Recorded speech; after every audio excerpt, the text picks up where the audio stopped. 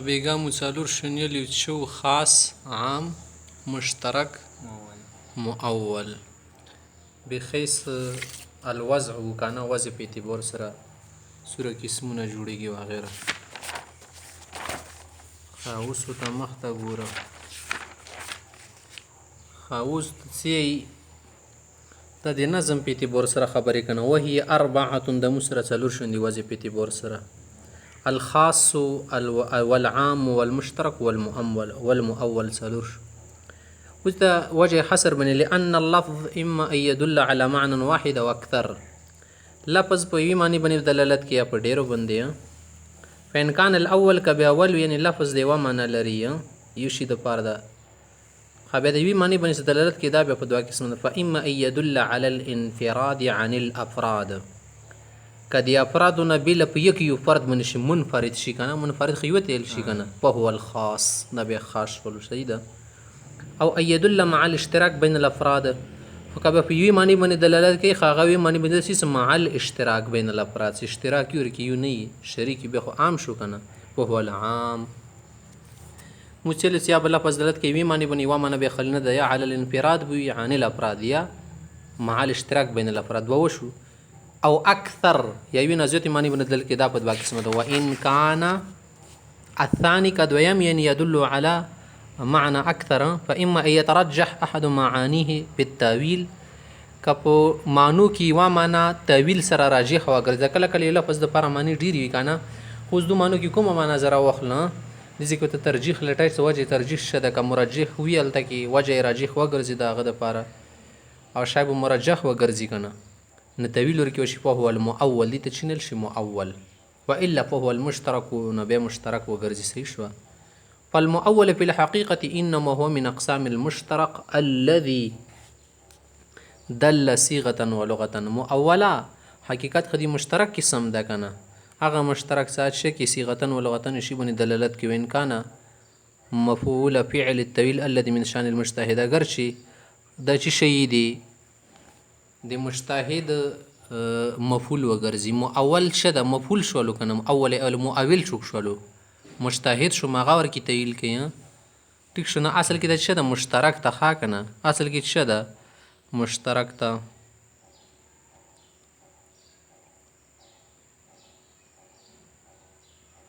نو د دې اصل وضع کې معنا خو دی مؤول ولا مغا مشترک ولا معنا ده کنه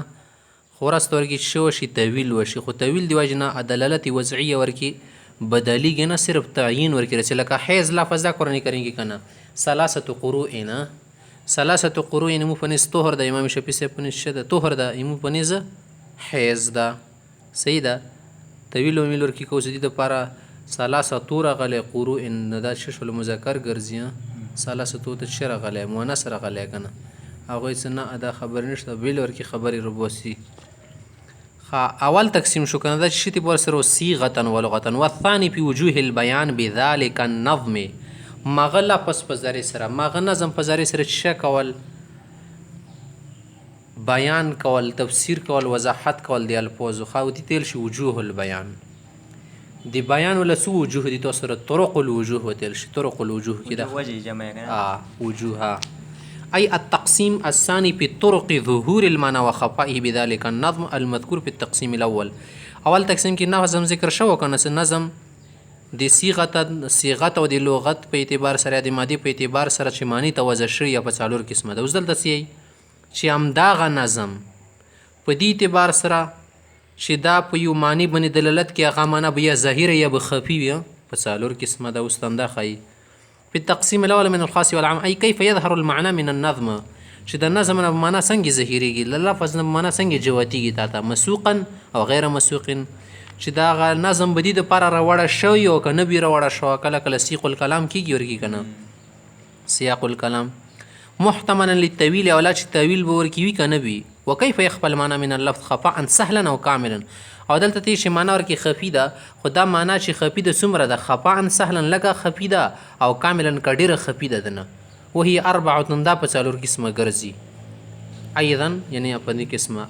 ايضا الظاهر والنص والمفسر والمحكم څلور قسمه ټیک شو. نه نظم په اعتبار دی دې سره چې دلالت کوي په معنی باندې ظهورا و خفاء په څلور قسمه شو. ټیک شو. ظاهر نص مفسر محکم یو دی بل نه شي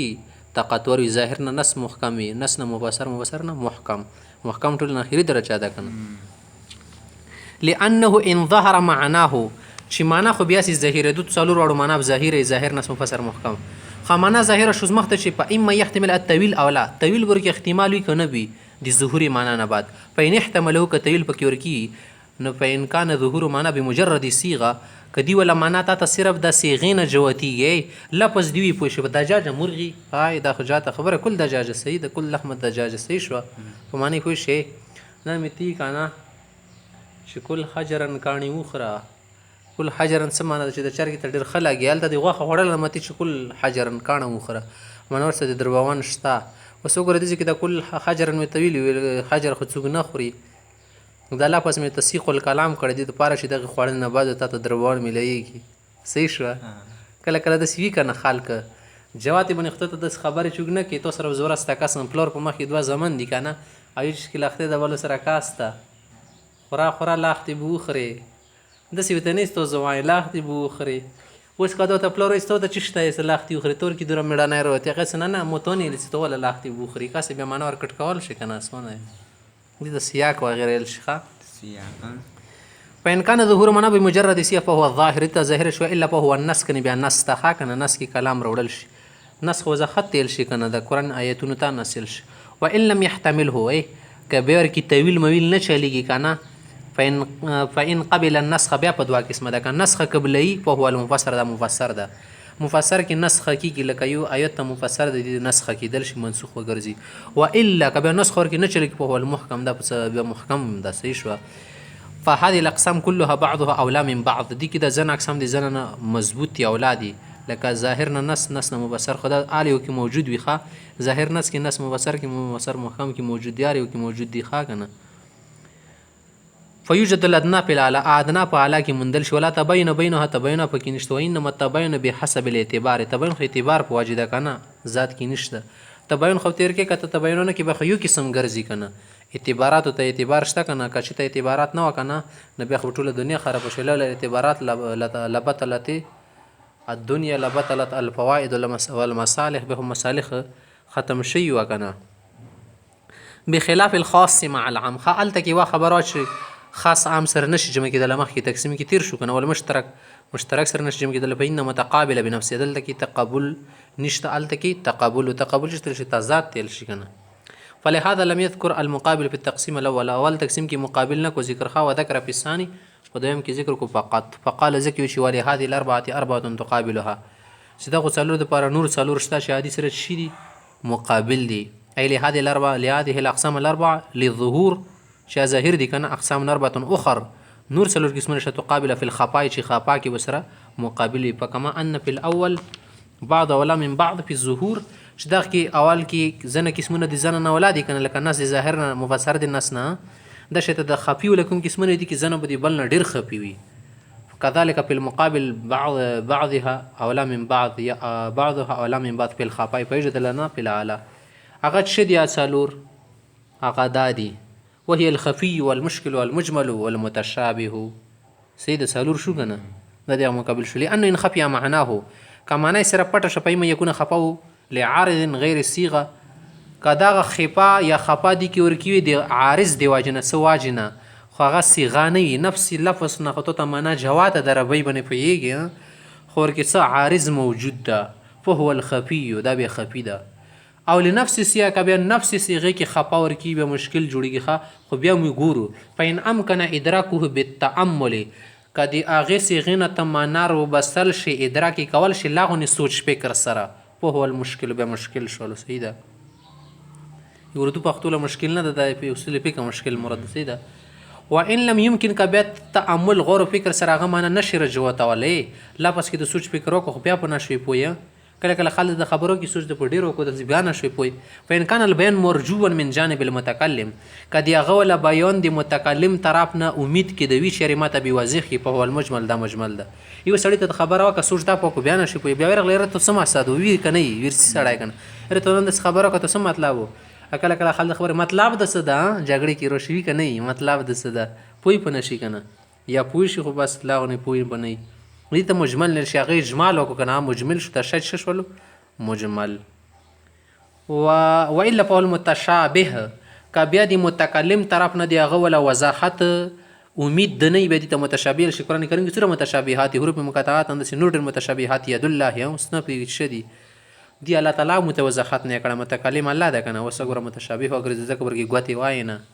واخر متشابهات قرآن کې دي که نه فاما الذین یتبعون همداسې تشبهاتو پسې ګرځي بیا زیغ دغه زړه کې صحیح ده کوم نیک خلک د هغې څه نؤمنو په دې به نه یې منړو په الله به نه یې منړو متشابهاتو به نه یې منړو څنګه الله ته مقصود دي صحیح ده ورکې راسخون فی العلم انده شی ته کوي صحیح ده